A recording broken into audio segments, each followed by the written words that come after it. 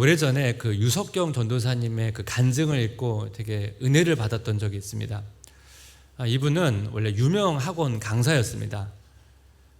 그분의 마음 가운데 자기 인생을 좀 100% 하나님께 의탁하며 살고 싶은데 좀 잘 되지 않는 것입니다. 또 유명 학원 강사니까 얼마나 바빴겠습니까? 그래서 이분이 결단을 해요. 내가 신학교에 들어가겠다. 내가 주님께 더 집중하기 위해서 내 신학교에 들어가겠다. 그 이후에 이분이 이제 직장암이 찾아옵니다. 그래서 어떻게 보면 시한부 인생이거든요. 근데 이분의 고백 가운데 되게 놀라웠던 게 뭐냐면 자기는 이 암을 통해서 주님과 100만 배 더 가까워졌다는 거예요. 그리고 암에 걸린 다음에 더 주님께 집중할 수 있었다는 것입니다.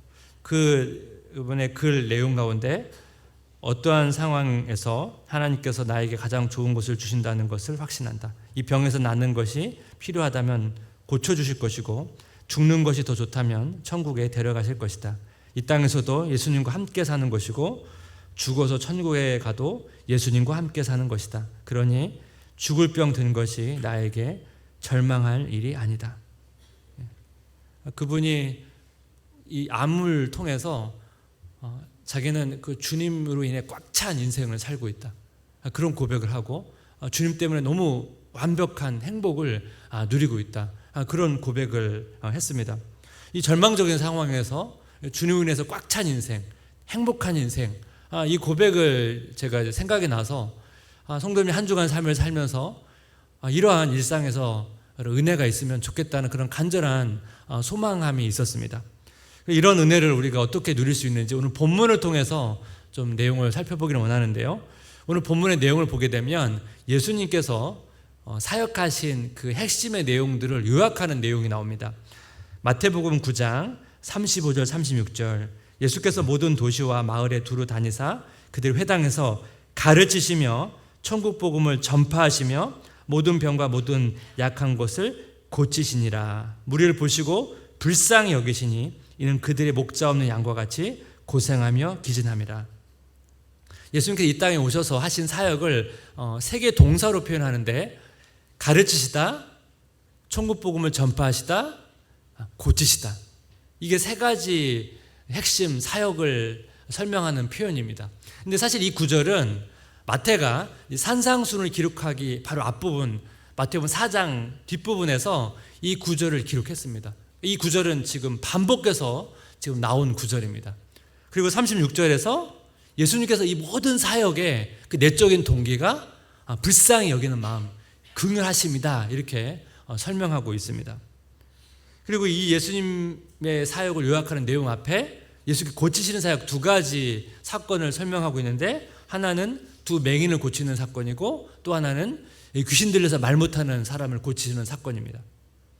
이 두 사건 중에 이 앞에 있는 이 두 맹인을 고치시는 사건의 내용을 보게 되면 예수님께서 회당장 야이로의 딸을 고치시고 이제 가버나움으로 이제 복귀하시는 길에서 이 두 맹인이 예수님께 찾아와서 자기를 고쳐달라고 따라오는 상황입니다. 마태복음 9장 10절 한번 같이 읽어볼까요?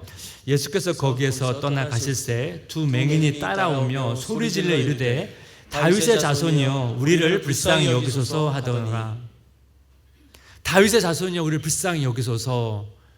이 표현이 이제 마태가 자주 사용하는 표현입니다. 어떤 상황에서 이 표현을 사용하는지 한번 살펴보면 마태복음 15장 22절 가나안 여자 하나가 그 지경에서 나와서 소리질러 이르되 주 다윗의 자손이여 나를 불쌍히 여기소서 내 딸이 흉악하게 귀신 들렸나이다 하되 이 가나안 여자가 자기 딸을 고쳐달라고 요청하면서 이 다윗의 자손이여라는 표현을 사용했습니다. 한 구절 더 보면 마태복음 20장 30절 맹인 두 사람이 길가에 앉았다가 예수께서 지나가신다음을 듣고 소리질러 이르되 주여 우리를 불쌍히 여기소서 다윗의 자손이여 하니 여기서 두 맹인이 등장하죠. 여기서의 두 맹인은 우리가 함께 읽었던 두 맹인이 등장한 사건과 다른 사건입니다. 여기서도 두 맹인이 예수님께 고쳐달라고 요청하면서 다윗의 자손이여 라는 표현을 사용합니다. 공통점이 있습니다. 병자가 예수님께 치유를 요청하면서 이 다윗의 자손이라는 표현을 사용하고 있다는 것입니다. 어떤 자료를 보니까 우리 솔로몬 왕은 되게 지혜로운 지도자로 우리가 알려져 있죠. 뭐 재판도 잘하고 또 초반에는 정말 나라를 잘 다스렸습니다. 근데 유대인 전통에 의하면 이 다윗의 자손인 솔로몬 왕은 또 치유의 사역자라는 것입니다. 이 다윗의 자손이라고 하는 이 표현에는 메시아라고 하는 의미도 있고 치유의 사역자라는 의미도 가지고 있습니다. 그래서 이 맹인이 예수님께 요청을 할 때 이 다윗의 자손이라는 표현을 사용했다는 것이에요. 그 당시에 이스라엘 사람들 가운데 이러한 인식이 있었기 때문에 예수님께 요청할 때마다 이 다윗의 자손이여라는 표현을 사용했다는 것입니다. 근데 이 맹인의 요청에 예수님의 반응이 좀 되게 낯섭니다. 다시 말씀을 보면 마태복음 9장 18절 한번 같이 읽어볼까요? 예수께서 집에 들어가심에 맹인들이 그에게 나아오거늘 예수께서 이르시되 내가 능히 이 일을 할 줄을 믿느냐 대답하되 주여 그러하오이다 하니. 예수님의 반응이 어떻습니까? 집에 들어가 버리셨어요.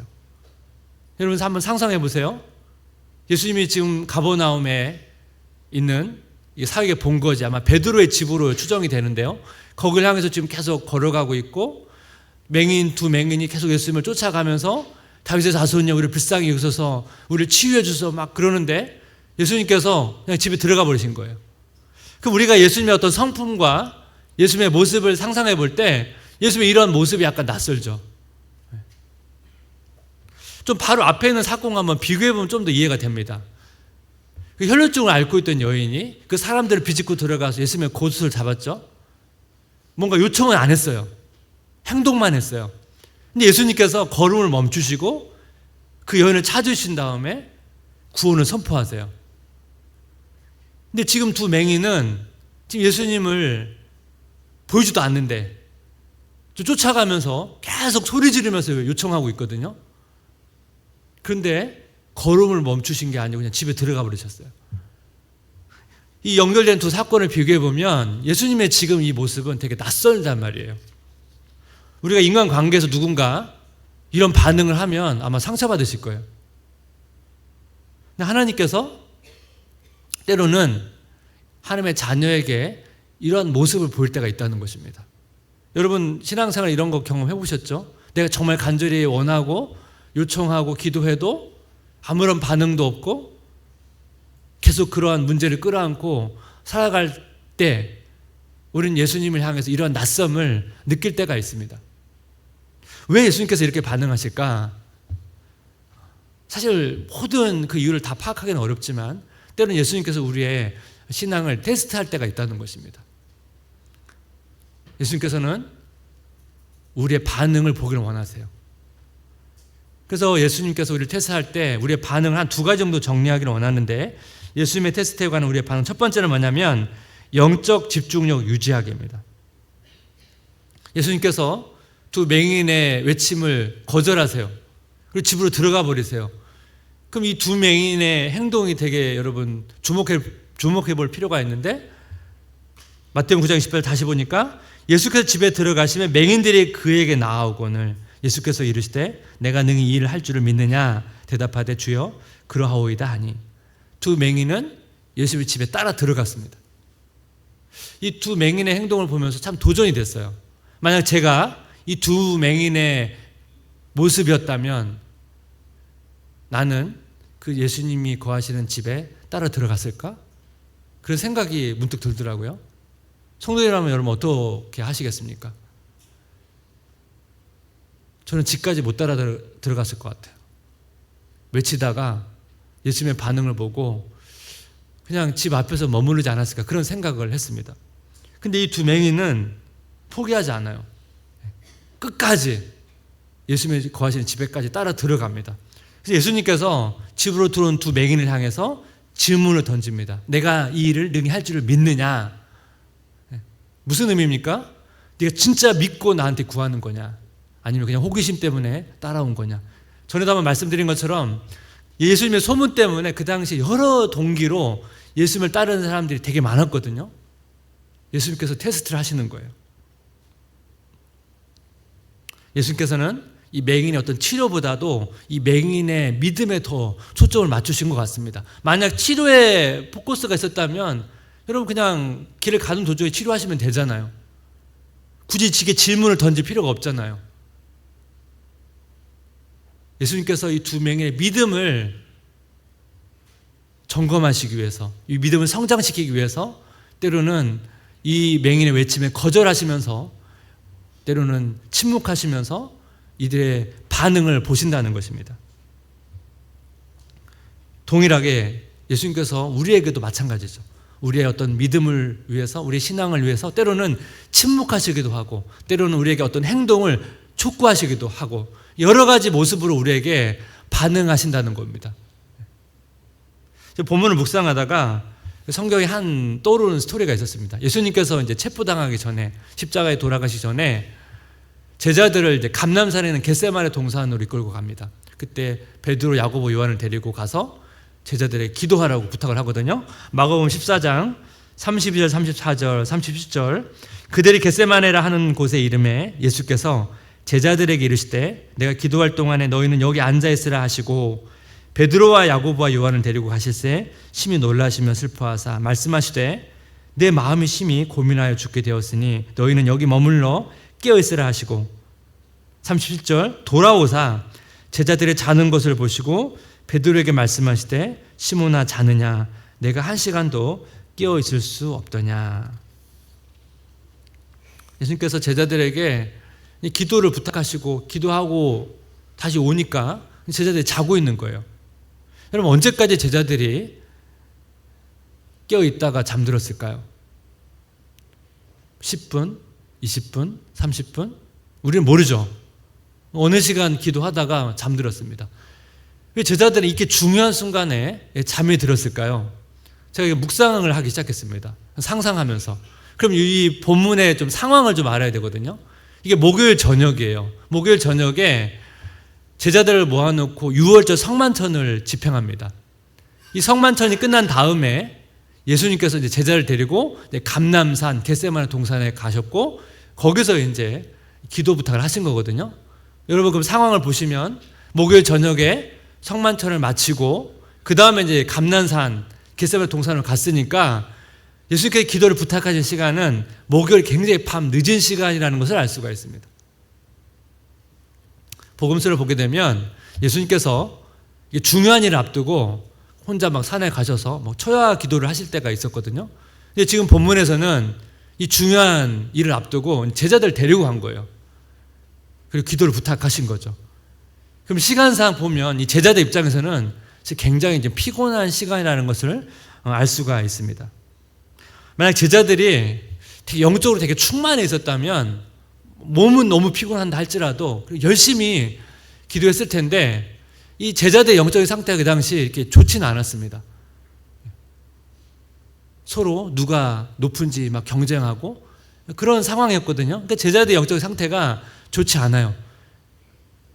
환경적으로 너무 피곤하고 영적으로 되게 침체되어 있고 이런 상황이다 보니까 어떻게 보면 제자들이 잠을 자는 것은 자연스러운 결과라는 것을 우리가 알 수가 있습니다.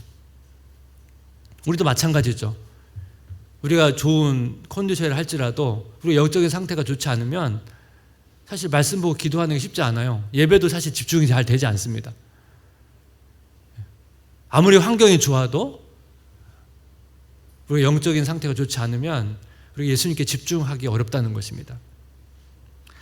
최근에 이제 주목받는 신간 중에 그 저널리스트 요한 하리의 도둑 맞는 집중력이라는 책이 있는데요. 이 저자가 현대인들이 점점 집중력이 떨어지고 있다는 것을 강조합니다. 약간 믿기진 않는데 그 집중력을 발휘하는 시간이 학생이 65초고 사무실의 사원이 3분이에요. 3분. 사회적 이슈가 사람들에게 얼마나 오랜 시간 영향을 미치는지를 조사해 보니까 이 10년 단위로 점점 짧아지고 있다는 거예요. 그만큼 시대가 빨리 바뀌고 사람들의 관심이 빨리빨리 바뀌죠. 그래서 그동안에 집중력 부족하면 보통 이게 개인의 역량으로 많이 취급해서 그런 부분에 대해서 좀 설명하는 내용들이 많았다면 저자는 좀 환경적 요소에 대한 부분을 많이 강조합니다. 예를 들어서 이제 비만을 설명할 때 왜 비만이 증가하는가? 식량 공급망의 변화, 또 그리고 차량을 주로 이용하다 보니까 뭐 걷거나 자전거를 타지 않는 이런 도시 생활, 이런 환경 변화로 인해서 비만이 증가하고 있다는 것입니다. 그러면서 이제 저자가 집중력을 도둑맞는 첫 번째로 다루는 게 멀티태스킹입니다. 멀티태스킹은 동시에 여러 가지 일을 하는 거거든요. 그래서 한동안 이 자기개발 분야에서 이 멀티태스킹이 지금 현대인들이 중요하게 갖춰야 될 역량으로 많이 다뤘습니다. 그런데 그렇지 않다는 거예요. 우리의 뇌는 동시에 여러 가지 일을 할 수 없다는 거예요. 만약에 우리가 어떤 일을 하다가 갑자기 바꾸게 되면 다시 그 일에 집중할 때는 엄청난 시간과 에너지가 들어간다는 것입니다. 그래서 멀티태스킹을 하다 보면 실수가 많아지고 굉장히 낮은 집중력으로 계속 일을 하다 보니까 실제적으로는 되게 비효율적이라는 것입니다. 예를 들면 우리 자녀들이 이제 음악을 들으면서 공부하는 경우가 많습니다. 막 너무 시끄러워가지고 뭐 카페 같은 경우 좀 그럴 수 있잖아요. 그럴 때 뭐 이어폰을 꽂고 차분한 음악을 들으면서 공부한다면 그건 어떤 측면에서 좋은 선택이 될 수 있지만 기본적으로 음악을 들으면서 공부할 때는 집중력이 낮은 상태로 하는 것입니다. 근데 우리 아이들은 조용한 공간에서도 음악을 들으면서 하잖아요. 굉장히 낮은 집중력으로 공부하고 있다는 것입니다. 또 다른 집중력을 도둑맞는 환경은 뭐냐면 테크 기업의 전방위적 조작입니다. 이게 무슨 말이냐면 우리가 인터넷 또는 영상을 보면서 이렇게 하잖아요. 그러면 그 프로그램으로 데이터를 쭉 분석해서 클릭한 사람이 이런 영상을 좋아하는구나 해서 그런 관련된 영상을 계속 띄웁니다. 그럼 우리는 계속 뭐 어떻게 해요? 이 관련된 영상을 계속 클릭하면서 계속 보잖아요. 요즘에 쇼츠라고 아주 짧은 영상이 막 스스로 막 바뀝니다. 우리가 계속 클릭하면서 우리가 생각하는 시간보다 그 영상을 보는데 많은 시간을 빼앗기죠. 그리고 회사는 영상을 클릭하는 사람들의 어떤 심리를 분석해서 그걸로 이제 돈을 버는 거고요. 이게 테크 기업의 전방위적 조작이라는 거예요. 여러분 이런 환경에 우리가 처하다 보니까 영적인 집중력에 여러분 접목해 보십시오. 똑같습니다. 우리가 여러분 말씀을 읽거나 기도할 때 우리가 얼마나 집중력을 가지고 보는지 한번 생각해 보십시오. 문자 오면 문자 확인하고 카톡 확인하고 전화 오면 전화 다 받고 우리가 이런 상황에서 또 말씀 묵상하거나 기도할 때가 있단 말이에요. 낮은 집중력을 우리가 하나님과 교제한다는 거예요. 또 기도하다 보면 자꾸 할 일이 떠오르잖아요. 그러면 또 막 그거 처리하고 그러다 보니까 우리가 하나님과의 교제도 깊이 있는 집중력 있는 교제가 돼야 되는데 아주 낮은 집중력으로 하나님과의 교제가 이루어지고 있다는 거예요. 그리고 영상을 자꾸 보다 보니까 시간이 없는 거예요. 영상 볼 시간은 있고 인터넷 기사를 읽어도 우리가 말씀을 보거나 기도할 시간은 점점 줄어든다는 것이죠. 이런 환경적 요소가 영적인 집중력조차 우리를 앗아가고 있다는 것입니다. 환경 요소뿐만 아니라 영적인 요소도 마찬가지죠. 만약 우리가 인터넷이 안 되는 뭐 섬이나 산속에 들어간다고 생각해 보십시오. 그곳에는 못 하잖아요. 저자도 비슷한 경험을 하거든요. 인터넷이 안 되는 곳에 가가지고 그런 폰을 가지고 들어가서 직접 실험을 합니다.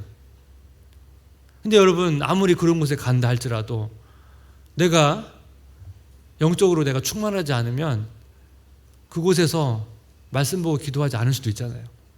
꼭 어떤 환경적 요소뿐만 아니라 영적인 요소, 영적인 문제일 수도 있다는 겁니다. 이거를 다 같이 점검해야 된다는 거예요. 마치 두 맹인이 계속 뭔가 예수님께 거절하는 상황에서도 포기하지 않고 끝까지 예수님을 붙들었던 것처럼 한번 우리의 삶을 점검해 보자는 거예요. 여러분 2학기가 곧 시작되는데요. 그럼 방학 동안 한번 삶을 점검해 보십시오. 나는 예수님과 얼마나 시간을 보냈는가, 그리고 그 시간에 정말로 집중력 있게 몰입해서 그 시간을 가졌는가. 그럼 방학 동안 내 마음을 빼앗고 내 생각을 빼앗던 게 뭔가, 난 디지털에 얼마나 많은 시간을 보냈는가 한번 점검을 해 보십시오. 그리고 다시 이런 부분들을 점검하고 나의 영적인 집중력을 끌어올리지 않으면 우리가 내 마음과 내 심령을 회복하는 게 결코 쉽지 않다는 것입니다. 이런 부분을 점검을 한번 해보시길 바랍니다. 예수님의 테스트에 관한 우리의 반응 두 번째는 뭐냐면 예수님의 긍휼하심을 기억하는 것입니다.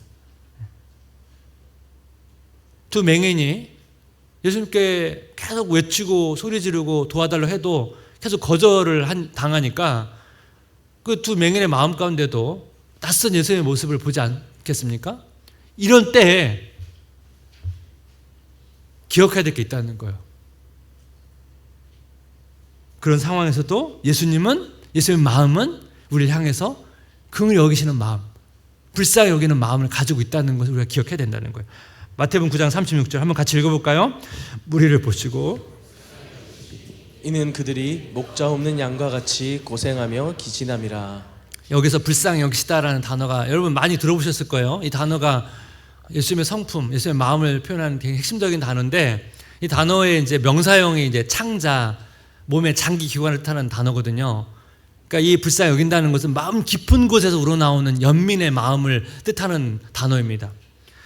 예수님께서 왜 우리를 향해서 이런 연민의 마음을 가지실까요? 하반절 보니까 우리가 목자 없는 양같이 고생하며 기진함이라. 목자 없는 양의 특징이 어떻습니까? 이 고생한다는 것은 괴롭힘을 당한다는 의미고 이 기진한다는 것은 우리가 어떤 상태에 던져진 걸 말하는 것입니다.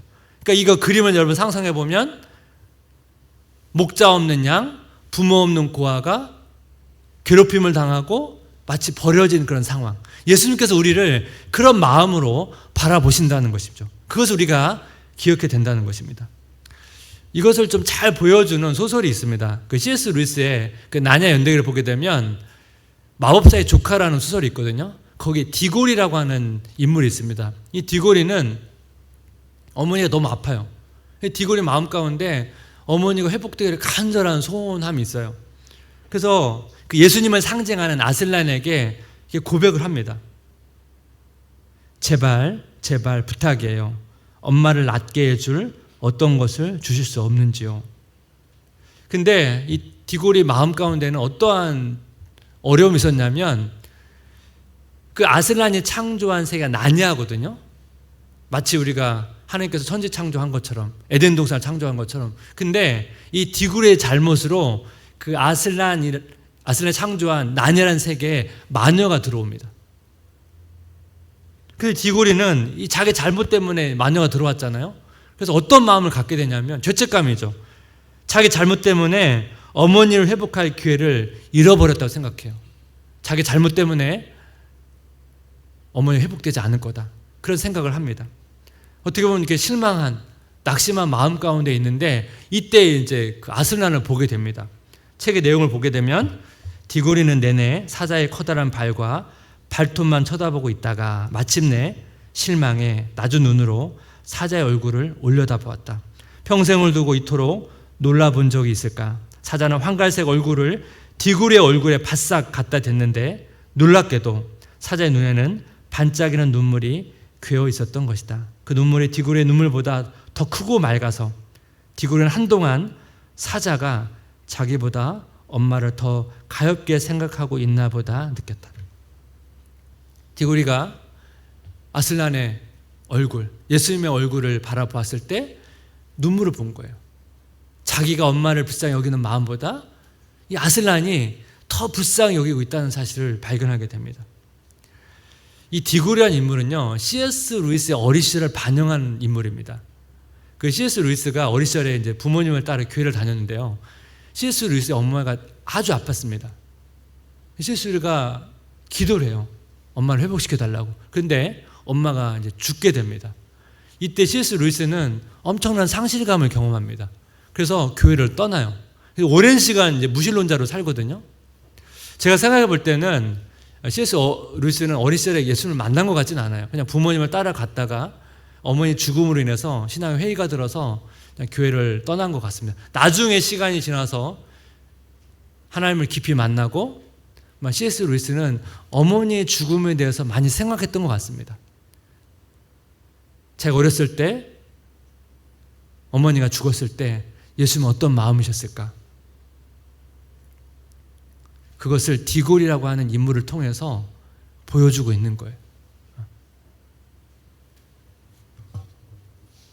예수님께서 자기 어머니의 죽음 가운데 슬퍼하셨구나, 불쌍히 여기셨구나, 그거를 C.S. 루이스가 나중에 깨달은 거죠. 그래서 자기처럼 이 고통 가운데 있는 그 사람들을 돕기 위해서 이 소설을 통해서 그 예수님의 마음을 디고르의 눈을 통해서 보여주고 있는 것입니다. 예수님께서 우리의 고통과 슬픔을 아파하시고 불쌍히 여기세요. 때로는 우리가 예수님의 모습이 낯설게 보일 때도 있고 냉정해 보일 때도 있고, 그래서 때로는 우리가 예수님 앞에 디고리처럼 뭔가 떳떳하지 못해서 좀 나아가기 힘들 때에도 예수님이 어떤 마음을 가지고 계시다고요? 우리를 향해서 불쌍히 여기시는 연민의 마음을 가지고 우리를 바라보고 있다는 것을 우리가 반드시 기억해야 된다는 것입니다. 그 아슬란이 이런 얘기를 합니다. 아들아, 아들아, 내가 다 알고 있느니라. 슬픔은 숭고한 것이다. 예수님께서 우리의 고통과 슬픔을 아세요. 우리는 그 고통과 슬픔의 이유를 모른다 할지라도 하나님께서 이러한 고통과 슬픔을 과정을 통해서 우리에게 결과적으로 아름다운 열매를 맺게 하신다는 것입니다.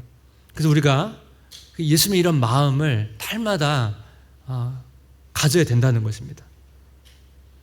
말씀을 마무리하면서 그 마이클 리브스 목사님의 그 그리스도 우리의 생명이라는 책에서 그 예수님의 긍휼하심에 대해서 설명한 내용이 있는데, 여기서 이제 토마스 구딘이라고 하는 그 청교도 목사님의 그 책의 내용을 인용하거든요. 제가 한번 읽어보겠습니다. 그리스도께서는 당신의 죄로 인한 분노보다 당신을 불쌍히 여기시는 마음이 더 많습니다. 그렇습니다. 혐오스럽고 메스꺼운 질병으로 신음하는 자녀를 바라보는 아버지의 마음처럼 죄가 더할수록 당신을 불쌍히 여기는 마음이 더 커집니다.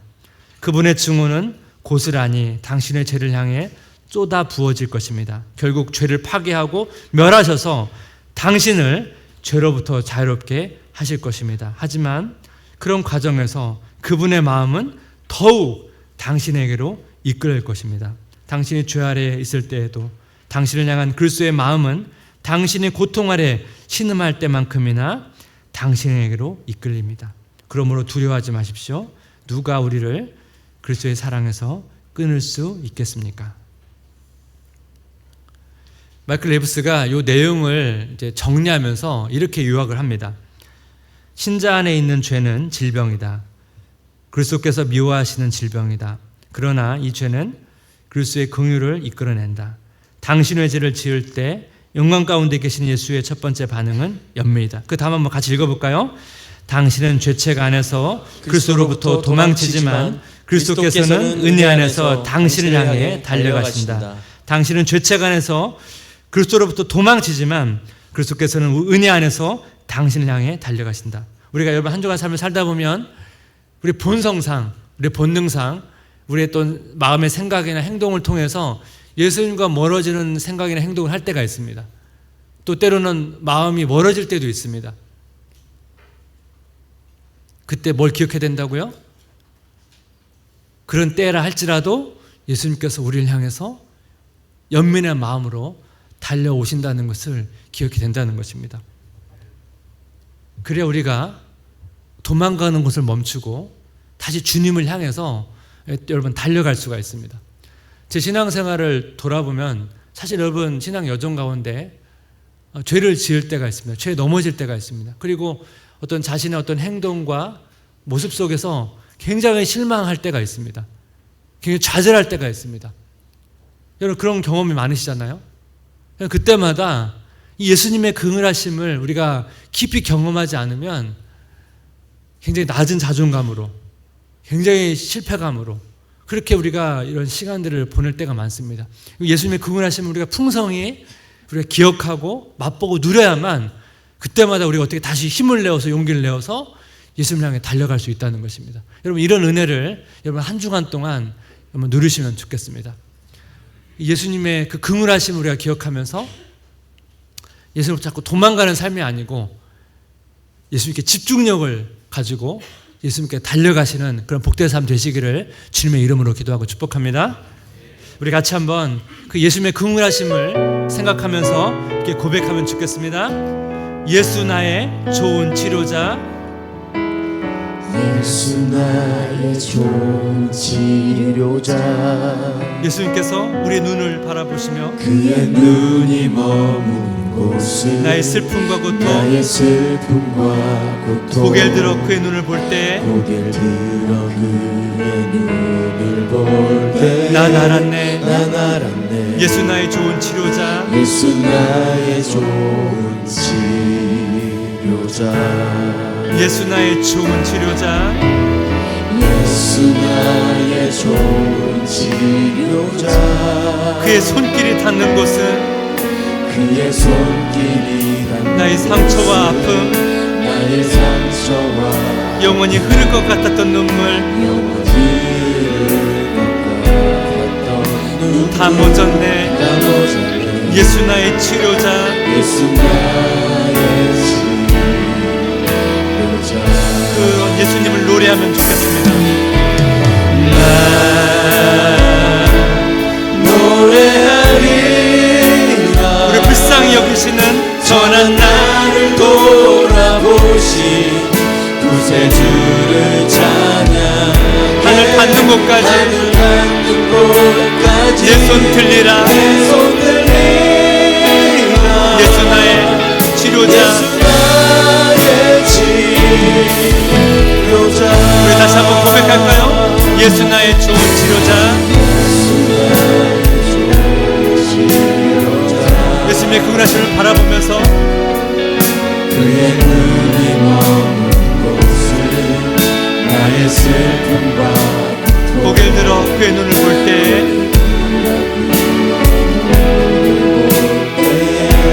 나는 예수 나의 좋은 치료자, 예수 나의 좋은 치료자. 예수 나의 좋은 치료자, 예수 나의 좋은 치료자.